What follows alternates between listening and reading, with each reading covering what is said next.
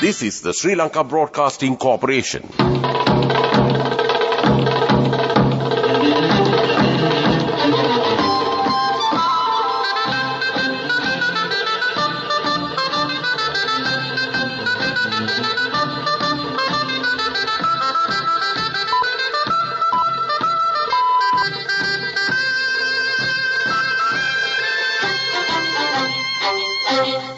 The time is 6:15. Here's the news edited by Dilini Gunawardana, read by Victor Raj. Here are the headlines of the local news.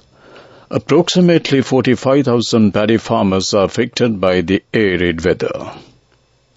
Allowance for kidney patients, disabled and elderly persons will be available from Friday.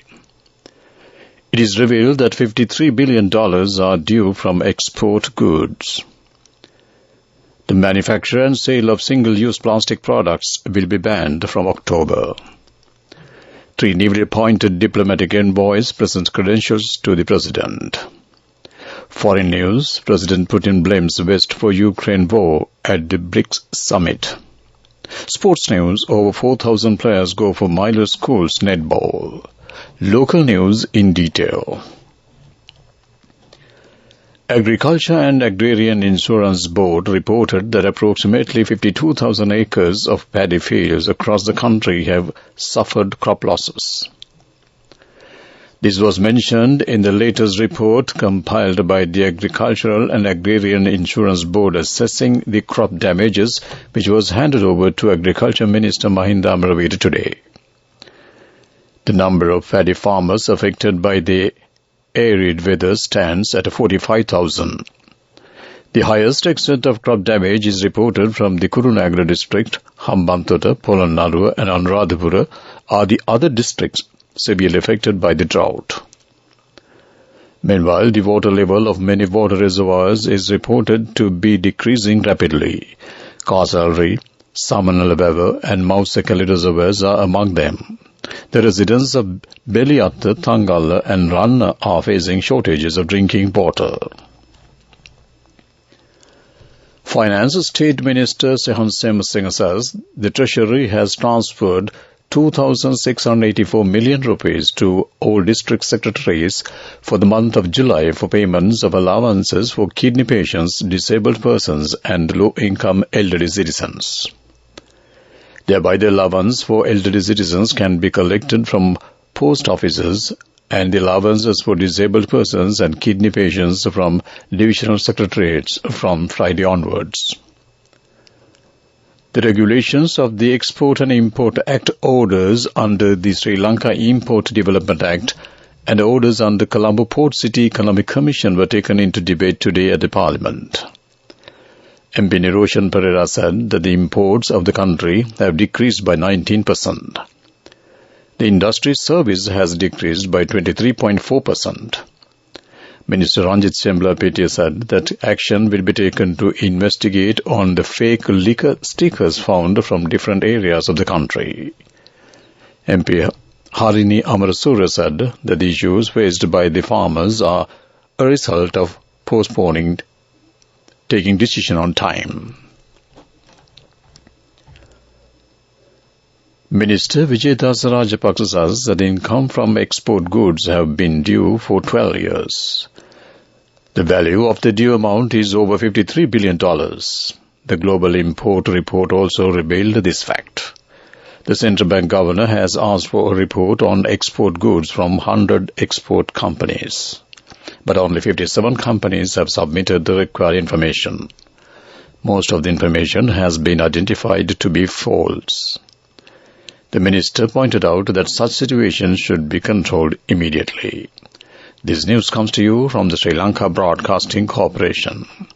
Continuing with more local news, the Central Environment Authority says the manufacture and sale of single-use plastic products will be banned in the island with effect from October 1st of 2023. Thereby, manufacture and sale of single-use plastic straws, stirrers, cups, plates, knives, forks and spoons as well as plastic string hopper, trays and garlands produced will be prohibited in the country. In February this year, the Cabinet of Ministers green-lighted a proposal tabled by the Environmental Minister to ban several plastic products in the country. Two newly appointed ambassadors and a High Commissioner to Sri Lanka presented their credentials to President Ranil Wickremesinghe in a formal ceremony held at the Presidential Secretariat today.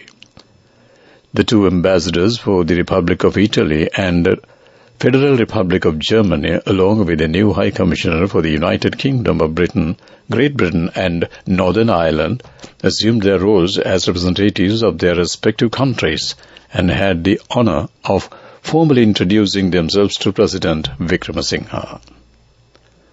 The ceremony was attended by Sagal Ratnayake, Senior Advisor to the President on National Security and Chief of Presidential Staff, who accorded a warm welcome to the envoys upon their arrival. That ends local news. The main news story is brought to you by Siddhalepa Vedamahatmya. State Minister of Education Aravind Kumar says the results of the 2022 Advanced Level Examination will be released next month. According to the lawmaker, the results are expected to be released before September 10th. Commissioner General of Examinations Amit Jayasundar said that the paper marking is in its finals. A total of 331,709 candidates, 278,196 school applicants and 53,513 private applicants faced the competitive national exam held from January 23rd to February 17th this year. That ends main news story. The main news story was brought to you by Siddhalepa Vedamahatmya. Watch Life is brought to you by CIB Janajaya Vasana. Unbelievable discounts and offers throughout August from CIB Janajaya Vasana. Come today itself. The Municipal Council of Kandy announces that all these sanitary facilities have been supplied for the convenience of the devotees who gather to watch the procession of the Dalada Maligava. The food stalls, restaurants and hotels are under constant supervision. This will continue until end of the Perahara season. That came to you on Watchlight. CIB Janajaya Vasana. Unbelievable discounts and offers throughout August from CIB Janajaya Vasana. Come today itself. Up next, world news. Let's take a look at the headlines. President Putin blames the West for Ukraine war at the BRICS summit. At least 17 dead in India railway bridge collapse. UN is to seek a unified Libyan government before elections. World news in detail. Vladimir Putin has addressed the BRICS summit in South Africa via video link. He didn't travel due to risk of arrest. He again blamed the West for Russia's invasion of Ukraine in 2022, saying they stoked a coup d'etat in the Ukraine in 2014. His address came hours after 3 people were killed by drone strikes in Belgorod near the Ukrainian border. Moscow was also attacked by drones overnight with 1 skyscraper damaged. At least 17 people have been killed and more are feared missing after a railway bridge under construction collapsed in northeastern India. The incident occurred near Sairang, about 20 kilometers from the Mizoram's state capital, Aizawl. Up to 40 workers were at the site when the bridge collapsed, according to local media reports. The cause of the bridge collapse is not yet clear. After calling for elections in Libya ahead of government unification for years, the United Nations now says unification should come before voting. Its Libya envoy, Abdullah Batile, said on Tuesday that it is imperative stakeholders agree on a unified government that could then lead Libya into elections. Libya has had little peace or security since the removal of the former president Muammar Gaddafi, and it split in 2014 between warring eastern and western factions. To wrap up the world news, let's take a look at the headlines once again.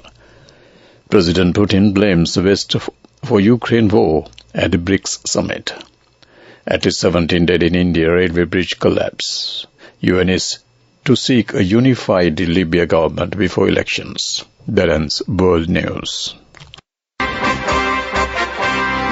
Development News is brought to you by Job opportunities for well-experienced housemaids and home cooks in Saudi Arabia and Kuwait for ages 40 to 58 years. Salary 125,000 rupees. Contact 037 500 Minister of Urban Development and Housing Prasanna Ranatunga has instructed the relevant authorities to restart 24 projects that have been temporarily stopped due to COVID pandemic and the economic crisis. Accordingly, the Urban Development Authority says steps are being taken to restart those projects. That ends Development News. Job opportunities for women from Deshakti Lanka in Saudi Arabia, Kuwait and Oman. Housemaids and home cooks in Saudi Arabia, ages 40 to 58 years. Arabic speaking and well-experienced home cooks. Salary 125,000 rupees. Interviews are now on with foreign agents. You can travel overseas free of charge now. Branches Colombo, Kurunegala, Anuradhapura and Matara. Contact number 037 500 500. Deshakti Lanka Foreign Employment Agency. Moving on to sports news. School netball players will get an opportunity to showcase their talents when more than 360 teams in the age group under 13, 15, 17 and under 19 play in the final stage of the 30th Sri Lanka Schools Milo Netball Championship, which will be held at Gallal Public Grounds, Polonnaruwa from September 2nd to 4th. This time, more than 1,400 teams participated in the first round of this Milo tournament, which was conducted on a centre basis. This is a boost for netball, said President of the Sri Lanka Schools Netball Association, Nirodha Abevikrama. The opening ceremony of the Milo Schools Netball Tournament will be held on September 2nd with the Sports Minister Roshan Ranasinghe as the chief guest.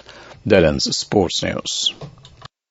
Go ekak tiyana youth eකට life එකේ change එකට නියමෙට set වෙන්න ඇස් වහගෙන දැකපු ගින හැබැ කරන්න youth එකට නියමෙට set වෙන friendship එක මෙන්න. The all-new NSB Ithru account, NSB IM, a plan for your dream. Business News, sponsored by National Savings Bank, the safest place for your money. The commercial of Ceylon has been ranked one of the 10 most admired companies in Sri Lanka by the International Chamber of Commerce, Sri Lanka, in collaboration with the Chartered Institute of Management Accounts and the American Institute of Certified Public Accountants. This is the 5th occasion the bank has been formally named on this title elite list, following a rigorous evaluation of the quantitative and qualitative performance indicators. That ends Business News. Business News, sponsored by National Savings Bank, the safest place for your money. Go ekak tiyana youth එකට life එකේ change එකට නියමෙට set වෙන්න ඇස් වහගෙන දැකපු ගින හැබැ කරන්න youth එකට නියමෙට set වෙන friendship එක මෙන්න. The all-new NSB Ithru account, NSB IM, a plan for your dream. Moving on to economic news, Indian media reported China has requested permission for the research ship Shi-Yan-6 to dock in Sri Lanka. According to the Chinese state broadcaster CGTN, the Shi-Yan-6, a scientific research vessel crewed by 60 that carries out oceanography, marine geology and marine ecology tests. That ends economic news. Weather report. A few showers will occur in the western and Sabargamal provinces and in the Gol and Mathura districts. Showers or thundershowers may occur at a few places in the central, Uvo and eastern provinces and in the Mullaitivu district during the evening or night. Mainly fair weather will prevail elsewhere over the island. Fairly strong winds about 40 to 45 km per hour can be expected at times in the north central and northwestern provinces and in Hambantota district. That ends with the report. To wrap up the evening news on Radio Sri Lanka, let's take a look at the headlines once again. Approximately 45,000 paddy farmers are affected by the arid weather. Allowances for kidney patients, disabled and elderly persons will be available from Friday. It is revealed that $53 billion are due from export goods. The manufacture and sale of single-use plastic products will be banned from October. 3 newly appointed diplomatic envoys present credentials to the President. Foreign news. President Putin blames the West for Ukraine war at the BRICS summit. Sports news. Over 4,000 players go for Milo School netball. With that, we wrap up the evening news on Radio Sri Lanka.